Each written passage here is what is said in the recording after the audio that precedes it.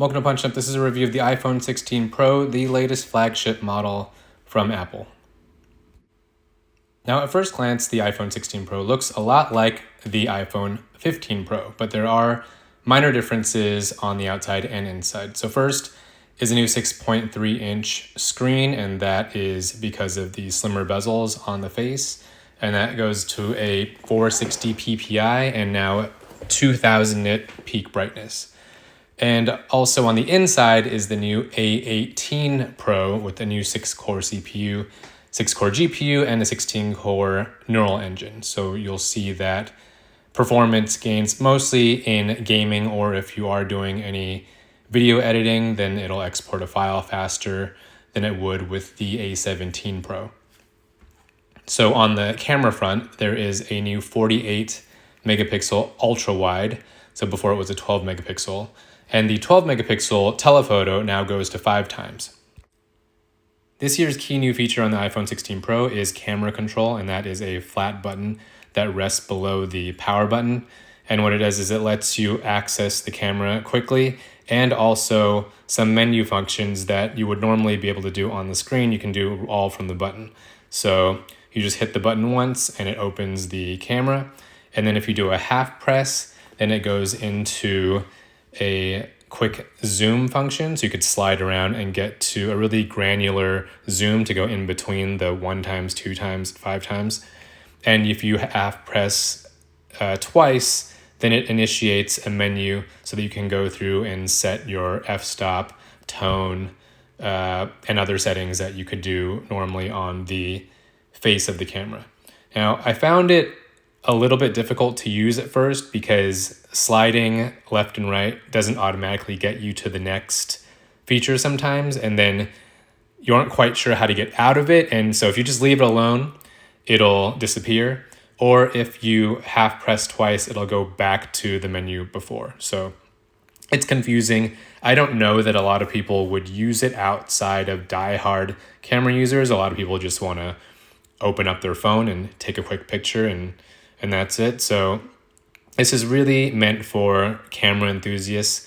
I don't know that it'll take off in the way that Apple hopes it to. I would imagine that it would work better just as a haptic button that you could choose what to do with. So instead of an action button, you could have this where it opens up a menu and you could use it as a volume slider, or choose what function you want on it, or maybe use it as Touch ID in the future, or Apple Pay. I don't know. It seems like the technology itself is really cool. It's haptic and you can feel all the vibrations as you're using it.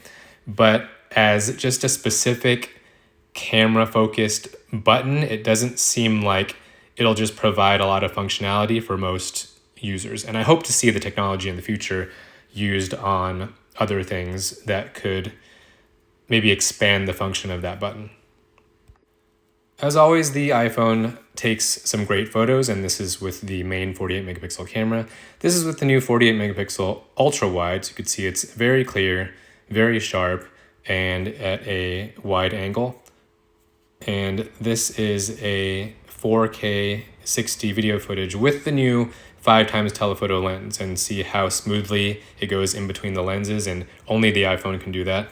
And this is an example of the new 4K 120 footage that's slowed down, so you could take these really cool 4K slow-mo shots. And here's an example of a night photo, and it does do a lot to brighten up the image, and even the nighttime video, there's a lot of really good processing that help to brighten the overall footage and make it usable and not so grainy. This is a quick test of the front-facing camera on the iPhone 16 Pro, and we're going to run through some of the audio mix features that this has. And it's a new feature that when you go through a video that you've already shot, you can edit and choose from 4 different sound profiles. Now, the first one would be standard, and that's what this is on now. And the next one would be in frame, which captures only the sound that's in the frame of the shot. The next one would be studio, which would sound more like a podcast where a microphone is right up next to your face. And the last one would be cinematic, which is where all the voices and sound goes straight to the front, just like you would see in a film. Now, something that Apple introduced last year on the iPhone 15 Pro was the option to play these new AAA game titles right on the phone. It was really impressive at the time, and now that it's been a year, they have the new A18 Pro, which has an extra graphics core in it and better ray tracing. And so we used it to test out Resident Evil 4. And for the most part, it looked pretty decent for running on a phone. It ran at a stable 30 FPS. You can see the textures aren't the greatest, but it's perfectly playable. Attach a Bluetooth controller to it or some kind of controller around the phone itself, and it played just fine. It's just one of these things where you can't believe where you could play a whole console type game on your phone, and the iPhone 16 Pro does a really good job of it. And also, the phone did not overheat. It got warm, but it didn't overheat like last year's when we were playing a graphics intensive game.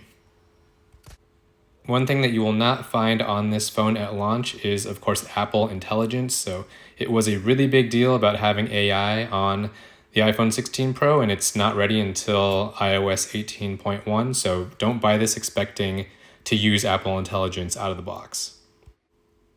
Overall, the iPhone 16 Pro is a solid smartphone. It's really powerful. It takes great pictures. The new camera control feature is just okay. It's probably not something worth investing in if you bought last year's 15 Pro. But if you're updating from maybe a 13 and below, then take a look at this. It starts at $9.99. For more videos, hit subscribe. And for more news and reviews, head to news.punchjump.com.